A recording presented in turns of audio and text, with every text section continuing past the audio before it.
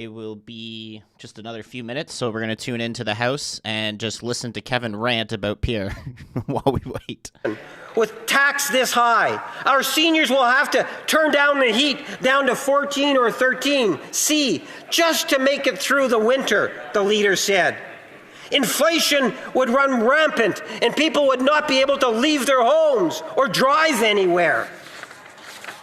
Mr. Speaker, this is the type of leadership that we actually see coming out of the Conservative leadership office, Mr. Speaker. Extreme positions. And then you wonder why you get members making the statement that we are in a war. Okay, thank God. We don't have to listen to that anymore. Committee's starting up.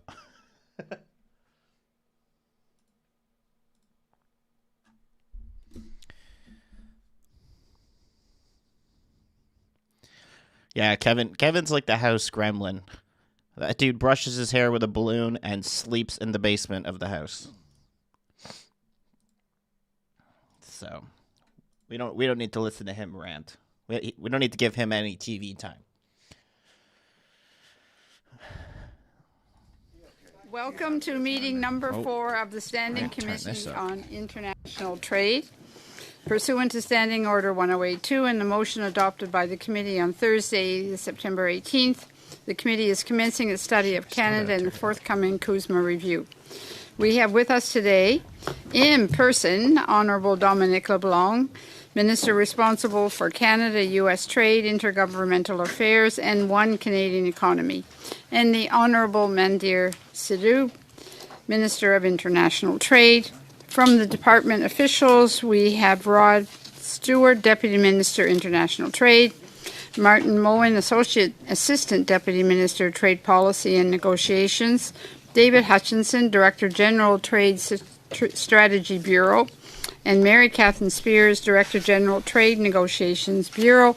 Welcome to all of you. Appreciate you very much being with us. I understand Minister LeBlanc has a very tight time frame and that you must exit here by 2:27 to be exact. Madam Chair, I'm seeing my boss and some people in an hour and 5 minutes from now, so I will leave in an hour, but thank you. Okay, thank you very much. Welcome to you all. We will start with Minister LeBlanc with opening remarks for up to 5 minutes, not any longer, please, and then we will go on to questions. And Minister Sidhu. So, Minister LeBlanc, to start off. Madam Chair, thank you, and thank you for the opportunity to be before the committee today to discuss Canada's trade relationship with the United States, obviously with our Mexican partners as well, and our preparations for the upcoming joint review of the Canada-United States-Mexico agreement. Madam Chair, this is a hinge moment in Canadian history. For decades, the United States has been our closest economic partner in almost every venture. Predictability, collaboration, and mutual benefit were the hallmarks of this relationship. But now the old model, one of deepened integration grounded in assumed stability, can no longer be counted on. We must chart a new approach that reflects the realities of today's global economy. We must obviously recognize and accept the importance of the United States market, but also take actions to seize opportunities that come from further diversification with other partners as well. And most importantly, we must build on the economic potential we have here at home in Canada. Comme l'a souligné le Premier ministre la semaine dernière, as the Prime Minister said last week, the economic strategy of the U.S. has clearly changed, going from support for a multilateral system to an approach that's much more transactional and more controlled in terms of trade and investment that's bilateral. The tariffs can go up to 50% on steel and aluminum and automobiles, and Canadian softwood are very destabilizing and have real impact on thousands of workers and their families. They're distorting the supply chains and bringing costs up and weaken our collective capacity to face the major challenges which world trade faces. Worked with Parliament, and I thank colleagues here to adopt the One Canadian Economy Act, unlocking, we hope, up to $500 billion in strategic investments in clean energy projects, infrastructure, critical minerals, advanced manufacturing, and other energy infrastructure as well. These investments will strengthen our domestic capacity and create new opportunities for Canadian businesses. Comme l'a annoncé le Premier ministre aussi au mois de As the septembre, Prime Minister announced in September, the government will soon be launching a new strategy of trade diversification. My colleague will discuss this with you in the next few minutes. Don't worry about that. And at the same time, the renewal of our partnership with our North American partners is a central element of our approach. We're collaborating with the American administration in order to find a solution to decrease the tariffs, to offer predictability for our industries, and to promote a North American collective approach to face the challenges we both face, or we all face. We're also trying to reinforce our relationship with Mexico, which offers important trade possibilities for Canada. The Mexican Secretary of Trade, Marcelo Ebrard, and I agreed in our conversations to work in close collaboration while we're getting ready for the joint review of CUSMA. To Mexico on a trade mission with a group of Canadian companies, business leaders, leaders of civil society. We hope to work together to further develop this bilateral commercial relationship as well. Mais pour préparer l'examen conjoint de la CUM, nous avons lancé But in order to prepare the joint review of CUSMA, we've launched a second series of consultations with stakeholders in the country, industries, unions, provinces, territories, Indigenous nations, and civil society. That CUSMA provides a stable and predictable foundation for growth. Our goal is to make it better, smarter, more responsive to today's challenge, obviously always with a view to securing opportunities for Canadians. We'll continue to defend Canada's interest and pursue a trade policy that represents the strength and the independence of our country. And with that, Madam Chair, I look forward, I think, to the comments of my colleague, but most particularly to the questions, friends, suggestions, and helpful advice from colleagues at the table. Thank you, Madam Chair. Thank you very much, Minister. Minister Sidhu, please. Yes, thank you, Madam Chair. It's good to be back here and appear before this committee. I spent a good over a year with many of these committee members, and so many familiar faces, and I want to thank the analysts for their hard work when I was here and for their hard work now as well. Je suis heureuse d'être de retour parmi vous. I'm happy to be back with you today to appear before the committee, whose rigor I acknowledge, and I recognize the importance of its work. On this very committee, I know firsthand how seriously you take your work and how deeply committed you are to ensuring that Canadian trade policy reflects the realities facing our workers, our businesses, and our communities. I look forward to the important work you'll continue to do, especially on the study of the upcoming CUSMA review and Canada's broader trade strategy.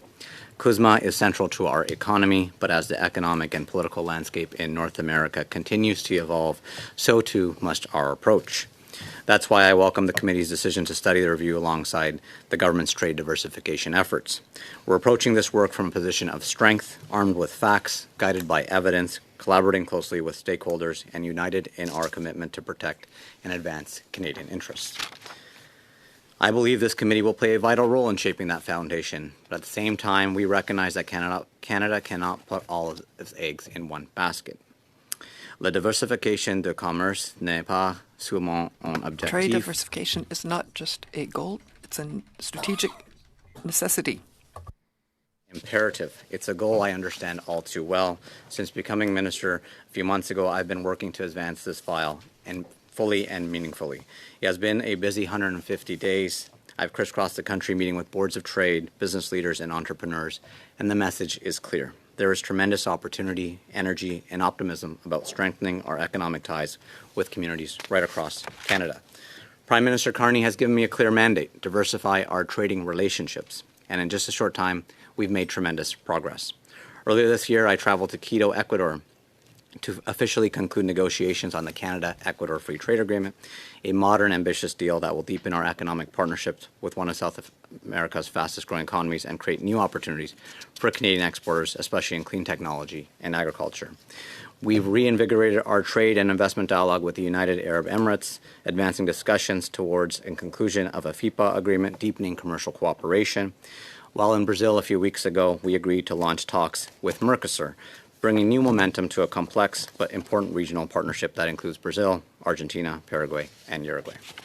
We've tabled legislation in Parliament to bring the United Kingdom into the Comprehensive and Progressive Agreement for Trans-Pacific Partnership, also known as the CPTPP, a major step towards formally welcoming a G7 partner into a trade pact representing over 500 million consumers across the Asia-Pacific. And as Canada takes steps to forge stronger ties around the world, thanks to the leadership of our Prime Minister and this new government, other countries are doing the same with Canada. Ireland has announced that it will formally ratify the Canada-EU Comprehensive Economic and Trade Agreement, CETA, a strong vote of confidence in our transatlantic partnership.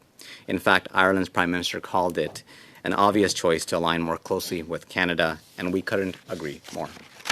Finally, just last week, I'm proud to share that Canada and Indonesia have signed a trade agreement, an important milestone that sets the stage for deeper economic engagement with one of the world's largest and most dynamic emerging markets. This is real, tangible progress and is part of a broader trade diversification agenda that this government has championed from day one.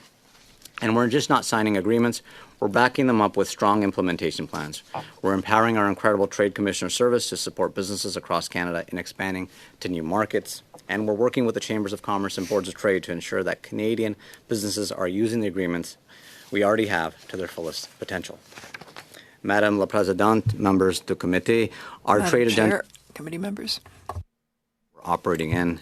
Yes, we will defend and strengthen our relationship in North America, but we will also continue opening doors in regions around the world. That's the dual track we're on, defending and deepening the trade partnerships we have while building bold new ones for the future. I know this committee's insights will be invaluable as we move forward on both fronts. Thank you so much, and I look forward to your questions today. Thank you very much, Minister. We will now open up for questions. Mr. Chambers. Thank you, Madam Chair. Welcome, ministers. It's a pleasure to have you here. You both have important jobs at this time. I know Canadians want you to succeed. Conservatives want you to succeed as well and help get a deal. We said we'd be willing to do that. But Minister LeBlanc, you're in a really tough spot. I mean, you're negotiating with a country that seems to keep moving the goalposts, and your boss keeps making promises that seems to not be able to deliver upon, or you can't deliver on. So I take from your testimony this morning at the Senate that we're not any closer to a deal with the Americans on the sectoral tariffs than we were just a few weeks ago. Is that what I heard correctly this morning at the Senate? Madam Chair, through you, Mr. Chambers, thanks for the question. I hope that's not exactly what you heard. I learned the hard lesson of saying, I think we're going to have progress in the next 3 weeks. I think we might have a deal by August. So I have lost the illusion that we should predict in precise time when we might get to an agreement. An agreement can take many different forms. My view is an agreement is something that would improve the circumstance that we're in today. Whoa. Than we were just a few weeks ago. Circumstance that we're in today. The hell?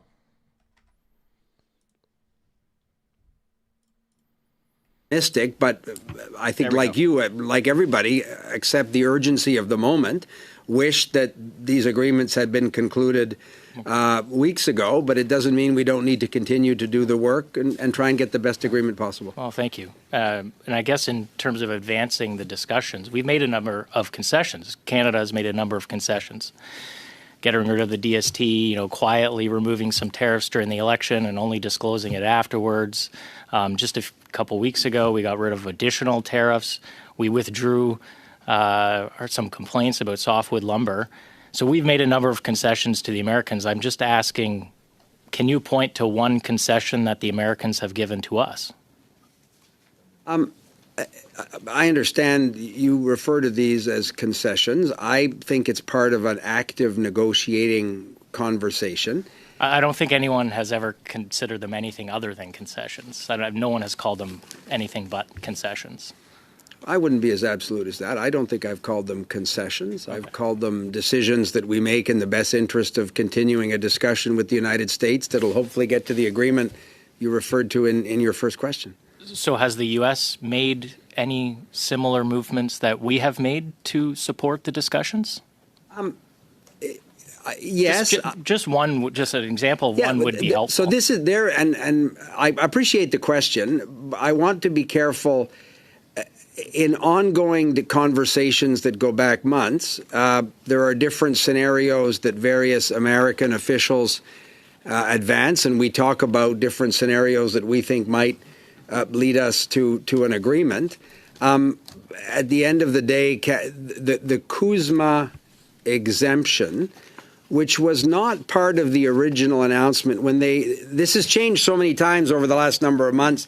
Sometimes I agree, it's useful. You're taking a long time to say there hasn't been. I'm going to give you one right now. The fact that Canada benefits, 97% of our exports benefit from an exemption under CUSMA, save and accept the Section 232 tariffs that they've applied across the world. But that night in February, when they said they were applying a 25% across-the-board tariff to the Canadian economy, in fact, that applies to a very small segment of Canadian exports. That is a massive, massive advantage that Canada has, but it's not enough and doesn't put us in the position we were in a year ago. Not much of an advantage if you're in one of those sectors that we described. Agreed. You said you were open to some suggestions, so I'll leave you with one. The electric vehicle mandate.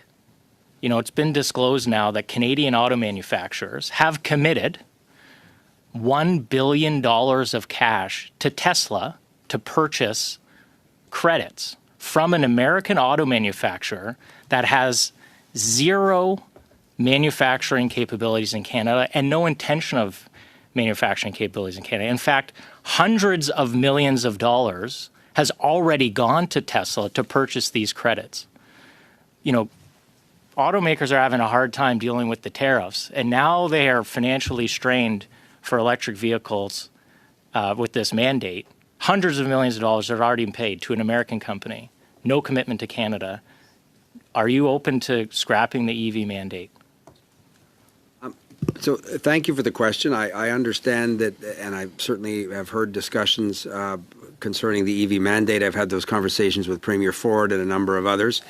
In terms of the specific payments or so on, I'm not familiar with those numbers. I'm not disagreeing with them. Perhaps the deputy he says he has some precision that he can offer, if that would be helpful. The policy is enriching Tesla shareholders. Is there a reason we're not scrapping it because the Prime Minister disclosed he owns Tesla shares? Well, obviously, that's not the reason. But I'm not sure it is the reason. You can make up a whole bunch of stuff here in the committee and try and make it stick. We're not making it up. That's a fact, sir. But would you be interested in the deputy perhaps giving you some precision? Well, we have the deputy after, I believe, for So time. You're not interested we'll follow up with the deputy great. after. I think it would be valuable. I appreciate it. And the last thing I'll leave you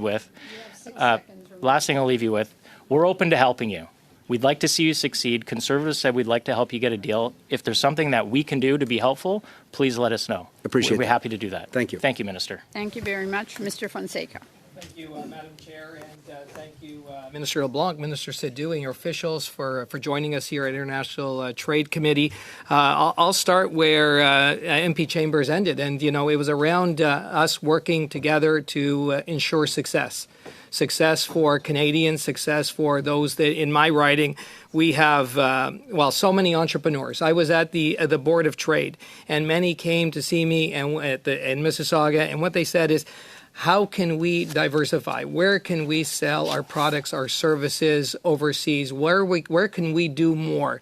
And Minister Sidhu, I know we've had conversations about your work, globally, and with some of the agreements that we have right now and that we can capitalize on. We've had a lot of success, but now it's really the time to double down, to triple down with our businesses, with our entrepreneurs, and they feel it and they want to do it. So I want to hear from you.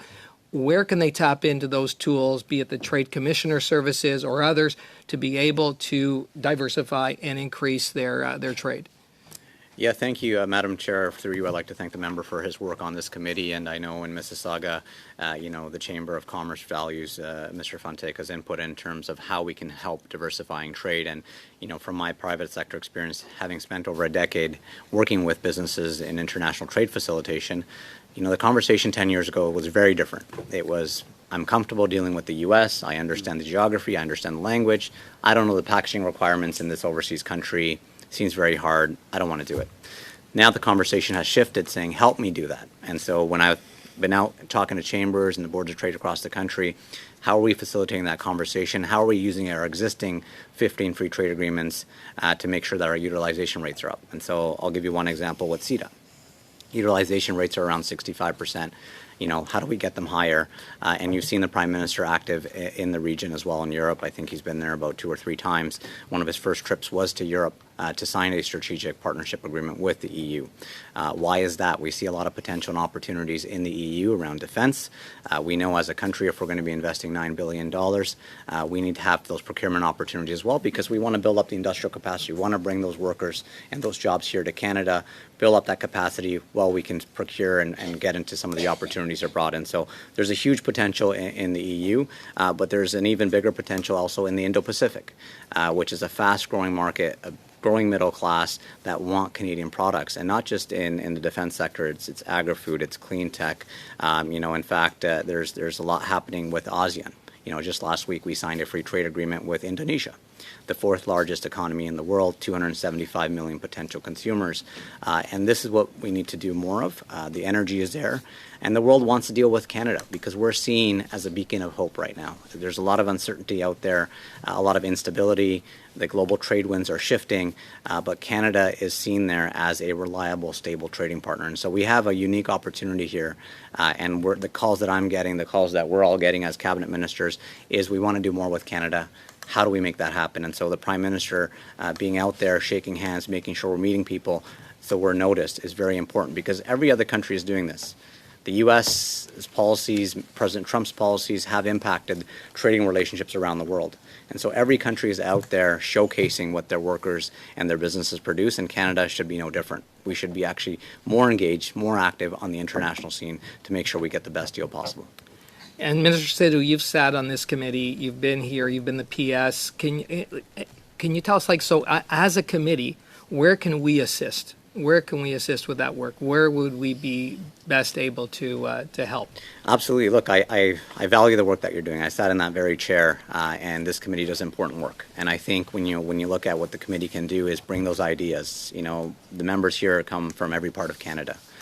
You're talking to your chambers. You're talking to the entrepreneurs on the ground. You're identifying opportunities. But it's also the work that you'll be doing, hopefully, if Madam Chair and the committee agrees to travel. I think there's unique opportunities to find opportunities. There's unique opportunities to find, where businesses can have the best impact, what industries can have the best impact. And even as a delegation being out there on the road showcases Team Canada. And I think we need more of that. And we heard from, Mr. Chambers of how we can work together as Team Canada to effectively showcase what we have to offer. And so I think it'll send a clear signal to the world that we're here operating as Team Canada, looking for the best opportunities for our workers.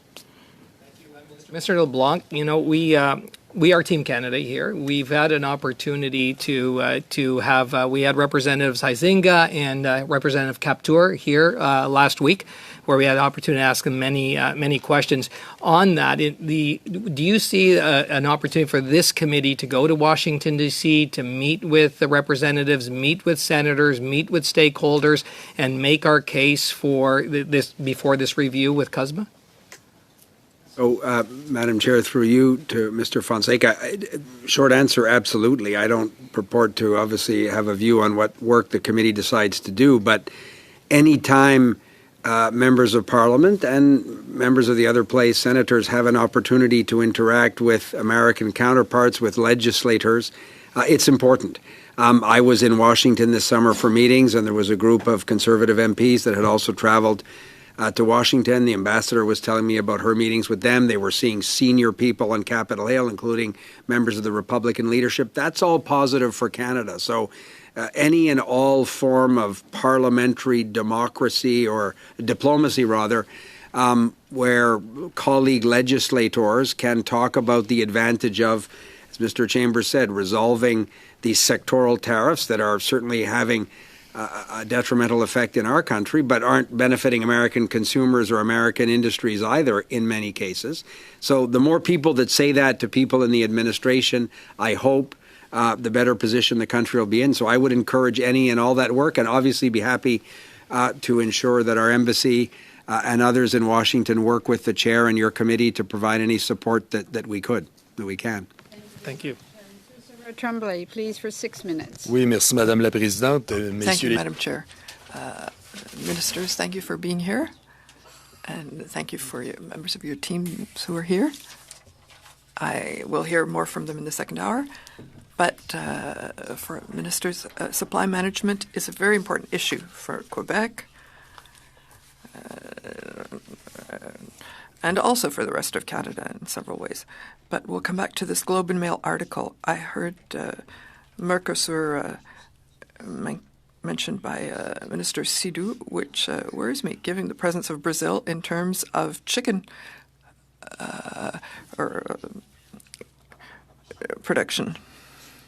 But I'd like to go to the other aspect, which is the dairy sector. Yesterday you said this will not be Quit playing with your fingers. questioned, but a question of principle before talking about intentions and strategies that might be applied to the American desire to grab more pieces in the system. Do you acknowledge that changing the import quotas is a new breach? It's a new concession, and that's entering by the back door to do what we can't do by the front door anymore. So thank you for the question.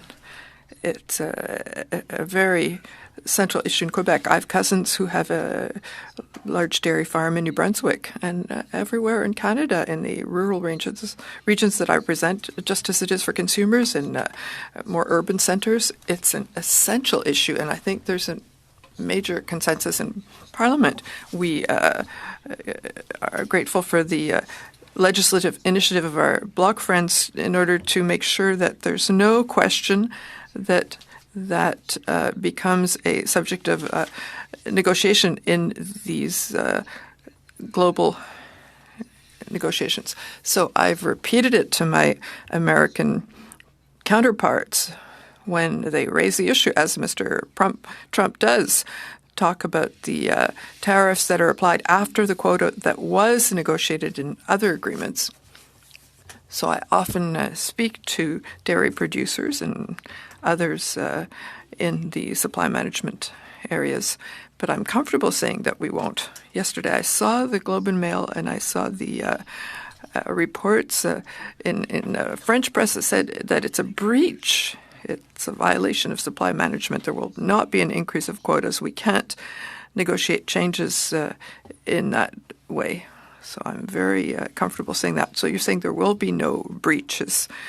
But when the act was voted, the Americans all have these acts voted by Congress. We don't have the right to say anything. Our hands are tied, and usually we stop there. But does playing with the import regulations is not, again, a way of getting around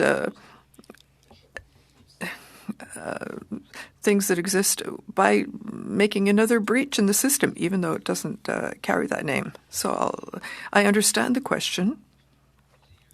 I'm not at all opposed to the substance of your question. We're not going to be allowing directly or indirectly a breach in that way. I understand your concern, but I always tell the dairy producers to whom I speak, and also other producers of supply managed products, that we were very clear in public and in private. Right now, the discussions are centered on strategic sectors such as steel, aluminum, the automobile sector, and the softwood sector. I think there's an interest of not continually discussing potential scenarios, not giving other countries ideas on how to re-litigate these issues, just as for us in Parliament. It's clear. So you said there will not be any breach. There won't be any negotiations of that. But are you ready to tell us there will not be any more American milk on the Canadian market? The quota that was negotiated 6 or 7 years ago will not be increased. We're very clear about that. But the import rules will be changed. So you're asking two questions. I think there are 12 or 14 subcategories of imports on a total quota. So I understand the importance for the dairy sector and other supply managed sectors that we don't negotiate those issues and that we try to discuss about other sectors with the Americans and that will hopefully bring us to understanding. My next question is for Mr. Sidhu. I was surprised because at the end of last year, we could say that China was not quite abandoned, but it was perceived at what it was, a very risky area in terms of trade negotiations with Canada. And we think that that really stresses the Americans. I know we're not coming back on the discussions of free trade with China. We're not doing that. That was ended in 2020. But when we seem to be including China more now, it's in this diversification strategy, and I'm surprised by that. But Mr. Trump's mandate will be over in 2030, but the Chinese Communist Party's mandate will never end. On va se reprendre au prochain tour de toute façon, ne vous en faites pas. Bonne question. We'll bring it up at the next round, in that case. Third language, which is French, but I think it's important to note that China is Canada's second largest trading partner. And there's challenges that we have to work through, but there's also opportunities that we can't ignore. You know, there are sectors that I've sat down with, the canola sector, the Cattlemen Association, that value access, seafood, that value access to that market. And I think it's very important that we be pragmatic and constructive in those conversations. And so I think this is what our industries expect us to do, and we'll make sure that we're having those live discussions. Thank you very much. Mr. General, please, for 5 minutes.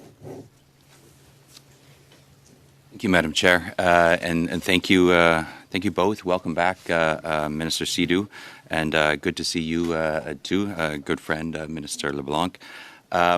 I just want to start my questions. I think we'll begin with talk about the ASEAN Free Trade Agreement, then maybe jump over and talk a little bit about de minimis, if you're okay with that, Minister, and then only because you brought it up, Minister Sidhu, about the UK trade agreement as well. But first, to begin with the ASEAN Free Trade Agreement, you missed a delegation to Malaysia last week. Some might say it was the best delegation that has ever been to Malaysia. Parliamentary Secretary Nakvi and I were there. But a lot of the discussion was about the ASEAN Free Trade Agreement and the Canada-ASEAN Free Trade Agreement, and it's been ongoing since 2021. And just the future of that would be good to hear from your words, but also I think a lot of the stakeholders in the room were very curious as to the progress. They saw the Indonesia deal and they're wondering, obviously Philippines seems to be along the path, but they're wondering if there's a comprehensive ASEAN Free Trade Agreement that they can expect soon. Yeah, no, very important question, Madam Chair. Through you, I'd like to thank the member for going on that mission last week with Parliamentary Secretary Nakvi, because the ASEAN region is a very important region. It consists of 10 countries, some of the fastest growing regions in the world, and through CPTPP, we have access to 3 of the 10 countries. Just last week, we signed a free trade agreement, our first ever bilateral trade agreement with an ASEAN country, with Indonesia. And so the ASEAN region represents about 675 million potential consumers. Through CPTPP, we have access to about 140, and now last week we added access to about 275 million more. And so between CPTPP and our bilateral with Indonesia, we have access to about 65% of the market. Of course, the other countries are important to us, and so we're having active negotiations. Our trade teams have met last month, just a few weeks ago actually, to have those ongoing discussions. I met with my counterpart from the Philippines to have these conversations because we do want to open up more market access, and that's part do you of have our a ballpark time frame on it? We're working through it, and we're hoping in the near future we'll be able to get to a result. But you can imagine negotiating with 10 different countries. It's it's something that we have to streamline a little bit more. We're adding capacity to that as well, and I think that's very important. But we hope to have that concluded really soon. But again, 10 countries, as you can imagine, we're working through that process, and our trade teams are meeting in a few weeks again. Yeah, hopefully soon, because again, it's been ongoing since 2021, and want to see it across the finish line, obviously, for all the reasons that you state. To you, Minister LeBlanc, on the de minimis, and I'll just it comes up a lot, obviously, lately because of the end of the exemption.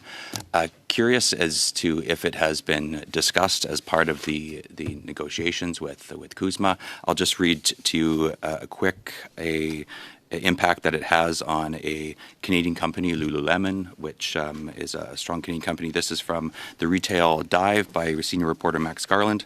He said that Lululemon anticipates its 2025 gross profit will take a $240 million hit due to high duties and no more de minimis.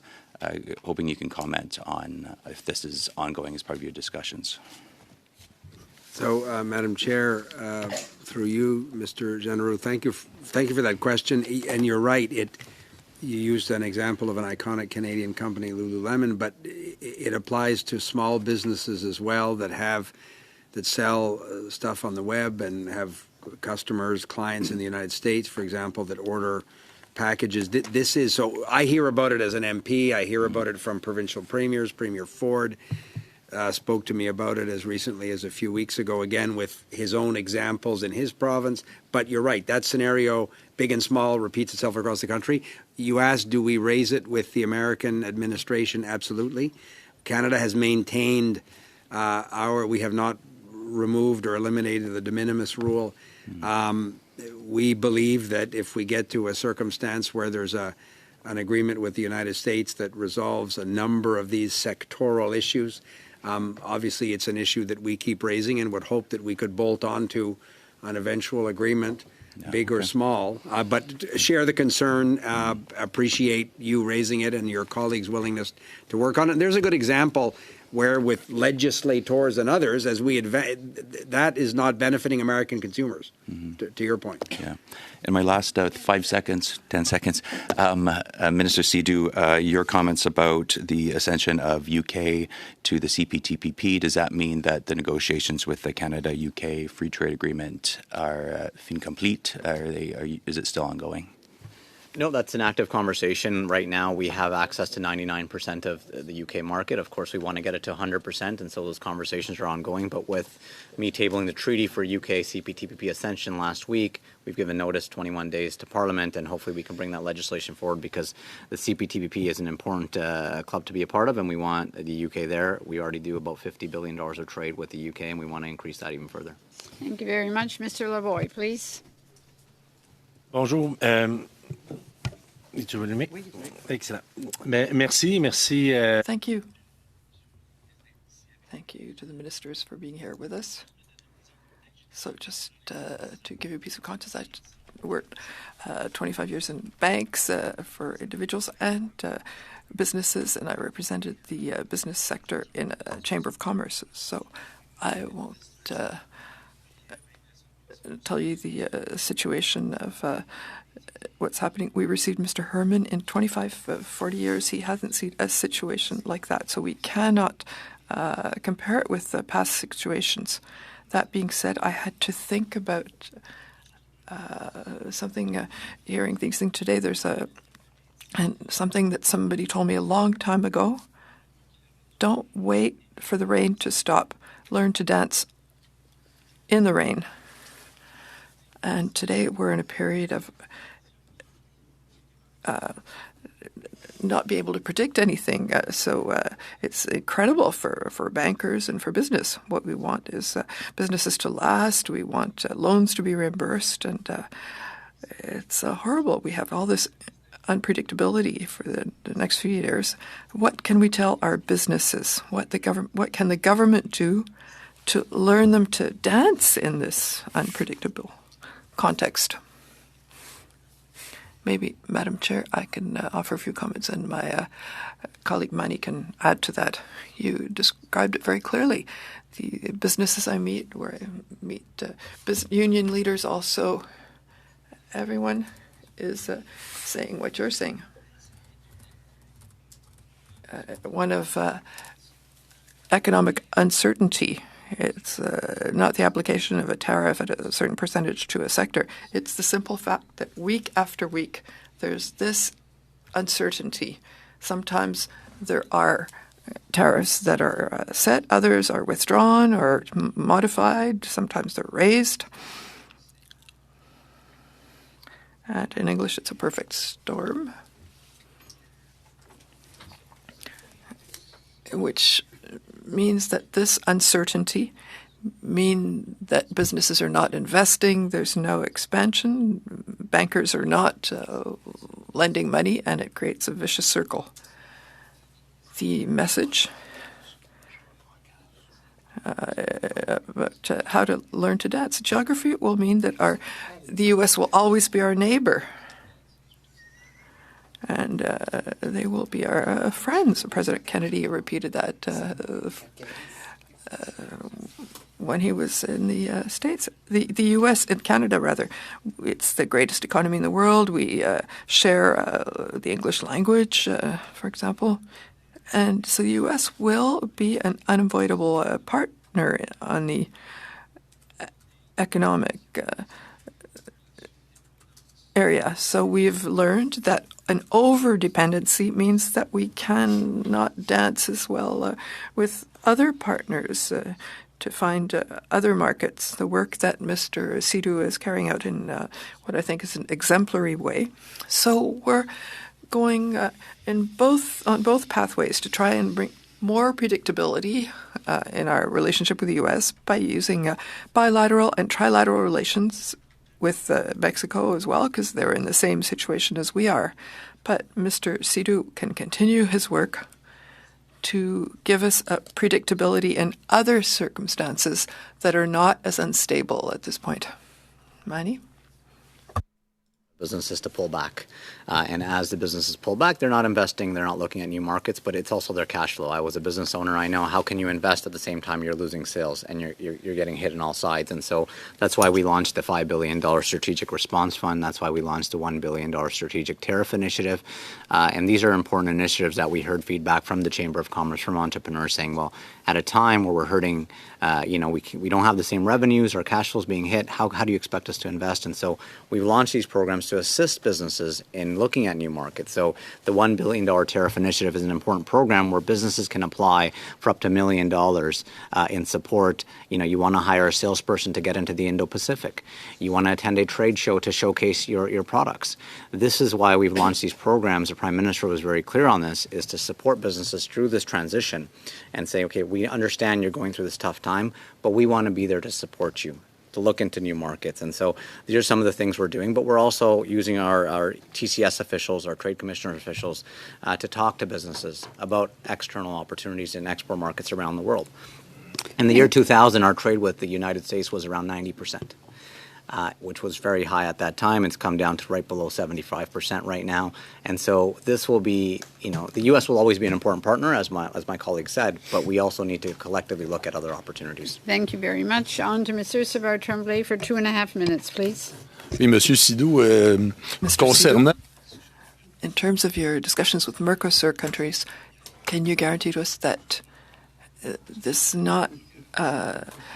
Okay, in the Immigration Committee, it looks like there was a pretty good round from Rachel Rampel-Garner. And I kind of want to watch this for a second while we have the blocks round. People exited Canada last year. So thank you, Madam Chair. Again, we are here today to talk about Bill C-3. It's a bill that many Canadians and many families have been waiting for many, many years. The reason why I ask this is just to pick up on the last stream. How are you going to prove a claim that's made under this chain migration bill if it's prior to 2019 if you can't track entry and exit data? Like, don't you think that there's a pretty big potential for fraud there? So, thank you, Madam Chair. Again, the current legislation that that was struck down was found to be not acceptable. There's a lot of consequences to Canadian families that are living. Yeah. So I get your word salad, but so let's say somebody makes a claim before that their 5 years happened before 2019, and you're not tracking exit and entry data. Like, could anybody just be like, yeah, like you said, I went to the cottage, yo. Please give me citizenship, like a Costco card. Or can you tell me how fraud wouldn't happen here?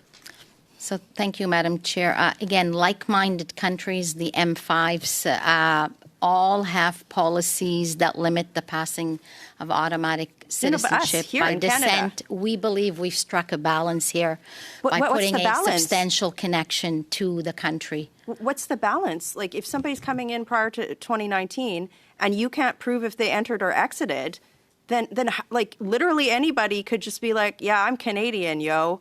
Give me citizenship. This is not sus at all. Like, do you understand what you're saying here? You've introduced a chain migration bill, and you can't prove if somebody came or entered the country. Like, do you realize how ridiculous that is? So, Madam Chair, again, I think the question is a bit ridiculous, to be quite frank. Thank you. I will be clipping that. Point of order. People need to demonstrate that they have the substantial connection. Yes, I think opportunity should be provided to the witnesses to answer the questions, and I think this is not the decorum we should have in this committee. There needs to be a question, and then there needs to be an answer. Thank you, Ms. Saeed. Thank you. We'll allow the witness to answer the question. We will restart the time. Ms. Actually, just point of order on that with the time stop. I would love an answer. It would be awesome. I actually agree with my colleague. I'm not getting an answer from the minister. Thank you for this point of order and raising it. I'm asking, Madam Chair, how she's going to prevent fraud on this. And you started my time. I'm making a point of order, right? So yes, you're asking a question. I didn't get an answer. So I'm going to restart your clock, and then we will have the minister respond. Thank you. Minister Diab. So can I just restate the question, because my colleagues were trying to silence me? So yes. for people who are listening, the Liberals have tabled a chain migration bill, okay? And in order to fulfill the requirements of this chain migration bill, which will give them Canadian citizenship, they have to say that they were in Canada for 3 years. But prior to 2019, or we don't even know today, the Liberals can't prove if they were in Canada. So, Minister, how are you going to prove rampant fraud and the abuse of Canadian citizenship? So thank you for that. We already do this for all naturalized Canadians. Applicants will be asked to submit evidence of their Canadian parents' physical presence. I mean, this is something that's been done in this country and in all countries with proof of the on the citizenship application. Okay, so it would include things like I'll stop the clock, but hold on. I'll stop the clock, Minister. Ms. Rempel-Garner, please allow the witness to finish. I don't have to, Chair. On a point of order, I do not have to let the Liberals word salad my answers when I'm asking about the value of Canadian citizenship. Sorry, you can't do that. Here is the problem, Ms. Rempel-Garner. There is crosstalk, and it is very hard for interpreters to interpret, and it's very difficult for them to do their jobs. Kindly allow, if we could have one person at a time. Ms. Minister. No, it's me. I get to ask the question again since you interrupted me again. And then I will allow the witness to answer the question. Thank you. Point of order. So if the witnesses answer direct questions, then we wouldn't get into these kind of situations. But if we're allowed the witnesses to continue off... Mr. Ma, this is not a point of order. Okay. Ms. Michelle Rempel-Garner, please go ahead. Thank you. So, Chair, since we're not going to get an answer on, obviously the Liberals have written a chain migration bill that's going to allow for rampant fraud. The minister doesn't include a requirement for taking a citizenship test in this chain migration bill. She said that this bill is the right thing to do. Is it right to grant Canadian citizenship to somebody without taking a citizenship test? So, Madam Chair, as I was saying, officers will assess the totality of the information that's presented when an application in front of them and determine whether or not they're satisfied and whether or not the individual should be given. But there's no citizenship test. So are you saying it's the right thing to do to give Canadian citizenship to somebody who can't speak one of Canada's official languages and doesn't have to take a citizenship test with no security screening? Is that what you are telling this committee that we are supposed to vote for with this chain migration bill? Madam Chair, this bill was drafted to have reasonable limits that would surpass the constitutional rights of people. It strikes a balance by protecting the value of Canadian citizenship. Gives fairness to Canadian families. Wouldn't you argue that Ms. Rempel-Garner, please allow the witness to answer the question. She is word salading. Please let her finish the question. Okay, Minister, yes or no? Do you think it's right to give Canadian citizenship to somebody without them having to take a citizenship test? This bill is here to protect Canadian values, and I believe we've struck a balance. If you have any amendments, the committee's happy to look at those. So you'd support an amendment to make somebody take a citizenship test? I said if there's amendments, that's why the committee is here. So what I'm saying is this bill protects the value of citizenship, and it is something that is very important to all Canadians. Ms. Rempel-Garner, please allow her to answer. Would you accept an amendment to make people take a citizenship test via this bill? Yes or no? It's not up to me to accept or reject. This is the committee's findings. I was on a committee in the last Parliament. Why didn't you draft it with a citizenship test? So again, we've done jurisdictional scan, and officials are here to talk. Happy to give you what many other countries around the globe have in reference to this. Thank you, Minister. Thank you, Ms. Rempel-Garner. We go to our next questioner, which is Ms. Amandeep Sodhi for 5 minutes. Thank you, Minister, for being here today. My question is to you, Minister. Can you please elaborate on how Bill C3 specifically addresses Canadian... Okay, we might come back to this, but I don't want to listen to a Liberal ask a Liberal. Let's get back to the Trade Committee. Ask for more. Yes, that's what I was thinking of, to do it informally. Thank you, Madam Chair. Thank you. I have to believe that there are voices in the United States, and many of them, who are expressing their displeasure with the direction that the U.S. administration has taken with respect to dismantling the rules-based structure that we have had. Are they reaching you? Are you reaching them? And are they coalescing to oppose the depth of tariffs in particular that are being imposed on us? Through you, Madam Chair, Mr. McKenzie, thank you for the question. Thank you for the comments. I hope so. Your question was a very good one. And you're right. We see publicly and privately legislators, including senior members of the Republican leadership. You can think of border states. You can think of certain governors that I've had a chance to talk to, but American business leaders, to your point, organizations that represent American businesses as significant as the American Chamber of Commerce, sectoral organizations, or large American corporations and business leaders themselves have spoken out publicly and privately to the administration. Our ambassador, Kirsten Hillman, does terrific work in Washington, has a depth of contacts and of a network with business leaders, big and small, in the United States. She updates us regularly on those conversations. They are, in their own economic interest, telling members of the administration. I imagine they tell us, they say it privately to them. Many of them say it publicly. And I've thought for a long time, Mr. McKenzie, that will be one of the most effective ways to have the American administration adjust the course, if it's because of the impact on the cost of living for Americans, or if it's on the impact on markets, or in sectors of the economy where President Trump has indicated a priority. I think that we should. You asked, are we looking for and engaging those allies? The answer is yes.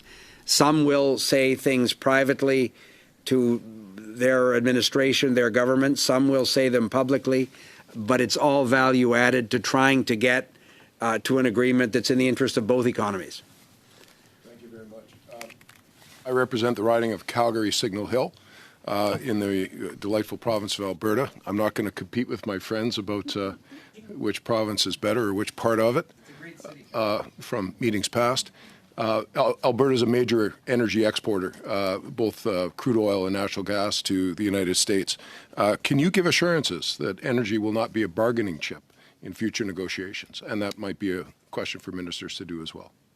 So, sir, I totally recognize the importance of the Alberta economy, the energy sector in your province. It's critical to the economic security of Canadians. There are an awful lot of people from the region I represent in Parliament that earn a living, and some travel back and forth. I see them on the planes to Moncton often. So I totally accept the importance of that sector for the economy of the country, the whole country.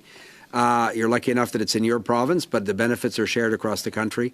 I think, and the Prime Minister and I've been clear in our conversations with the Americans. We said at the beginning, and we repeat it publicly, that we don't start a conversation by saying a particular sector, a particular region cannot contribute to a solution that puts the Canadian economy in a better place. But one of the discussions with the Americans that makes me hopeful that we can make progress is precisely on the energy security that the Americans are seeking. And they talk to us about all kinds of examples from your province and other provinces, natural gas. So there's an active discussion around energy collaboration with the United States. President Trump talks about energy dominance, all of which, in all those circumstances, Canada can be a constructive partner for the United States, and I'm encouraged by those conversations. So it's hard to imagine a scenario where it would become anything other than an advantage to impressing on the American administration that our desire to collaborate with them on things as important as their energy security. I've had this conversation with your Premier, who's also been very active and constructive in her engagements with the American administration and senior members of the administration as well. I'm hoping that all of that comes together to give us a better negotiating position across the Canadian economy. So it's very much an advantage as opposed to it's by no means a sword. It's a very positive shield. Thank you very much, Mr. Man, he just yaps. All right. Garner's round. Minister, we have a chain migration bill in front of us today at a time when your department's been issuing record numbers of all sorts of temporary foreign visas. We have a housing, jobs and housing, healthcare crisis.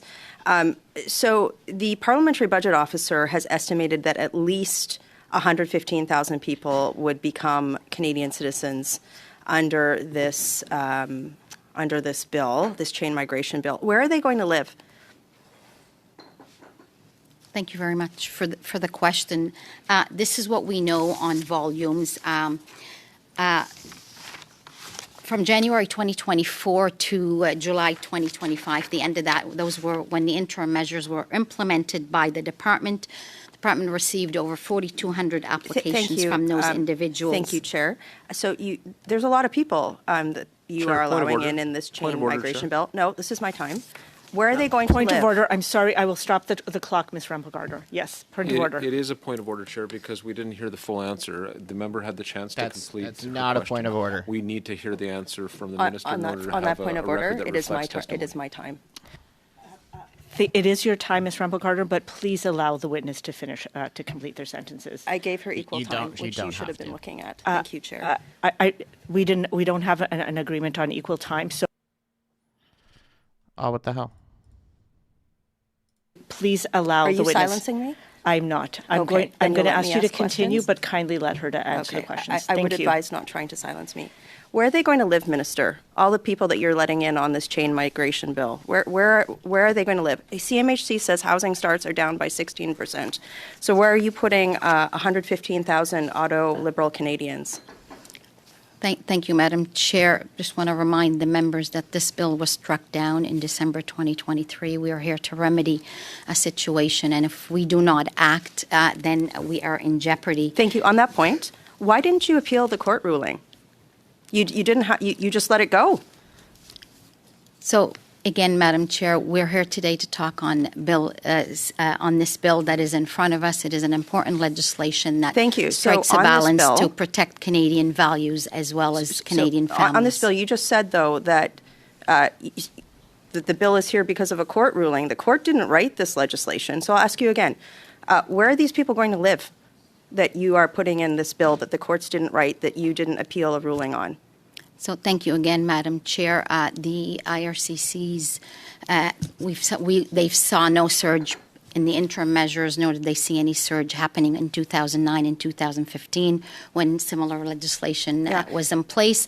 I also remind the member that a lot of these individuals are infants, and there's a lot of individuals that are already in Canada paying taxes just like as well. IRCC didn't see the surge in like 1.5 million people, that we didn't have a place for them to live. Who's going to be their family doctor in this chain migration bill? How are these people going to get family doctors? Where? So thank you, Madam Chair. I remind members again, without this legislation, we need to pass it to protect the value of citizenship in this country, and without it, there will be no limit on citizenship by descent for many people born to Canadian citizens abroad. And to be clear, that's because your government didn't appeal a court ruling. They didn't use any of the tools in their toolkit. They just said, yay, chain migration. Here is a chain migration bill. So I'll just give you one more shot here. Where are how long are Canadian families going to have to wait in ER rooms because of this chain migration bill? So, Madam Chair, Bill C3 is a reasonable legislation that finds a limit for the first generation limit. We are required by law, by Constitution, to have proper registration in front of us, and that is why we're here today. Yes, but you chose not to appeal a court ruling and then table a chain migration bill. That is your government's decision. So you can't answer where they're going to live. You can't answer how they're going to get a family doctor when many Canadians don't have a family doctor. Where are they going to work during the youth jobs crisis? Are they going to sit on EI benefits while you continue to issue TFW permits to Tim Hortons? So again, as I said in my remarks, Madam Chair, there are rules in place in every province and every jurisdiction in this country, whether it's provincial and federal, in terms of who's entitled to receive what. There's age requirements, there's the requirements for paying taxes, there's so on. That is not something that, as the member suggests, there will be no surge of that happening. But immigration levels, so you've tabled a chain migration bill. There's at least 115,000 people per the parliamentary budget officer. Madam Chair. Point of order. I'll stop the time. Yes, point of order. I'm not sure what chain migration bill she's talking about. I thought we were. That's not a point of order. C3, which is actually about this is debate, Chair, That's and not it's a a point liberal of order. attempt to silence not a me point of order, because Mr. of their terrible Zuberi. immigration policy. But thank you. I'm just not Please, sure what we will she's restart the talking time. Colleagues talking about. Chair, these liberals, they really want to silence me because of their chain migration bill. So the minister can't answer where these people are going to live. They can't answer where they're going to get a job, and she can't answer how they're going to get a family doctor. So again, I'm just going to ask, why didn't you appeal the court ruling? I think it's because the Liberals like out-of-control immigration levels. Honestly, and also the other thing is there's no language requirements in this bill. Do you not respect the right for Canadians to at least know one of Canada's official languages? So, Madam Chair, as I said, this bill has limits on automatic citizenship by descent. Without passing any legislation, there will be no limits. And I don't believe that is what the members are looking for. There is no limit under this chain migration bill. You are correct. There's no language requirements, no security requirements, no nothing. And the minister can't tell us. So I'm just going to ask one more time. Where are people going to live under this chain migration bill? Who is going to be their family doctor? And where are they going to work in a youth job? So thank you again, Madam Chair. I want to remind members that a lot of the people that will be caught under this legislation will be minors. 15 seconds. And we have a it youth would be job also crisis, individuals that are already in Canada that are already contributing to our where are they going to live? System as well. There's 115,000 the ones that are people in Canada already would have but places the rest of that them, are living. Where are they going to live? Thank you, Ms. Rempel-Gardner. That is your 6 minutes. We now go to. Oh, it's done? Did it adjourn? Sorry, I just went to go see it live. Okay, they're suspended right now. They're suspended. Okay. I see. What did trade do? LeBlanc left trade because he was only there for an hour. Okay. I think I might call it here. Let me see what Justice is doing. I don't think they're doing anything interesting. He was approached by people in civilian clothing in a parking garage who had their guns drawn. He panicked, drove away, and unintentionally hit one of the men, who turned out to be an undercover police officer and tragically passed away. Mr. Zamir was released on bail, and there was outrage. A premier called it an example of a criminal having his life put ahead of victims and families. A mayor called it disgusting and a disturbing decision. 2.5 years later, Mr. Zamir was acquitted by a jury on all charges in what was widely viewed as a weak case that never should have been brought. Okay, they're suspended because Lena Metledge, I can't even say her name, the Minister of Blinking is only there for an hour as well. So both Liberal ministers and both committees are gone. Yes, correct, Chris. PBO is going to be in after. That's who's coming in to replace her. I don't really know. We can catch one round of that. I'll catch one round of the PBO. But we've already kind of heard what he's had to say recently. I feel like it'll just be a repeat of what he said in the other committee. So let me see if they're back on.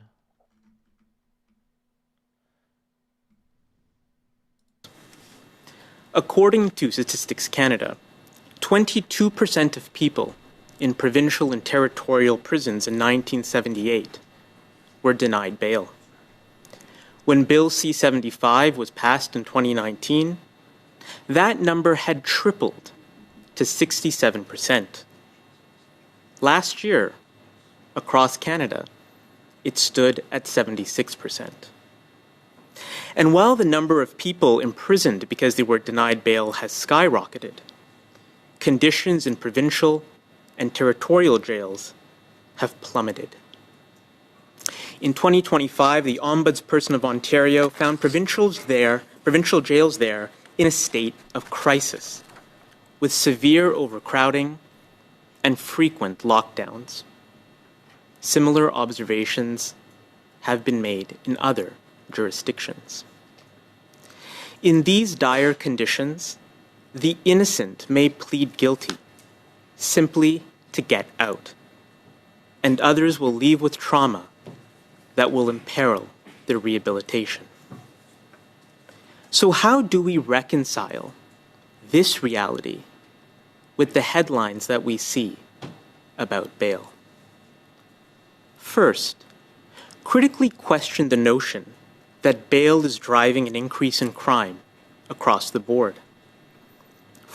Yeah, I gotta go here too. I haven't eaten anything like at all. I had like one piece of bacon and a coffee, so I need to make dinner. And like I say, the PBO in the next hour of the committee isn't going to be that interesting, I don't think. I mean, he might make some links to immigration, but let's see. We'll tune in for a minute. This is not supposed to be suspended right now.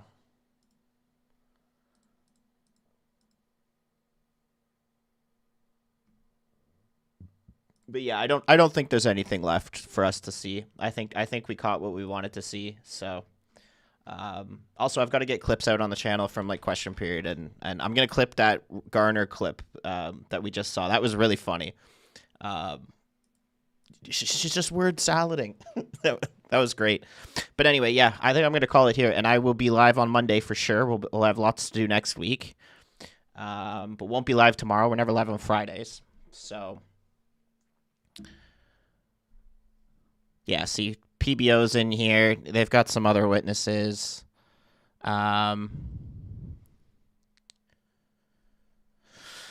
yeah, I personally don't feel like watching this. You guys are welcome to watch it on Power View, obviously, if you want. So anyway, thanks for tuning in, everybody. And thanks for the super chat, Ornor Cloud, and thanks for joining the club. Really appreciate you. But yeah, I'll see you guys next week for live streams. I'll get clips out over the weekend as well from other stuff. But I don't cover question period on Fridays because there's nobody that shows up. There's like maybe five or 10 people in the house. It's all backbench people. It's never entertaining. Yeah. Anyway, I will see you guys. I gotta go make food. And no, I mean next. What do you mean next week? I mean next week Monday we'll be live. I'll have clips out on the channel over the weekend, but I won't go live until Monday. So see you guys. Have a good rest of your night, and yes, thanks for tuning in. Bye-bye.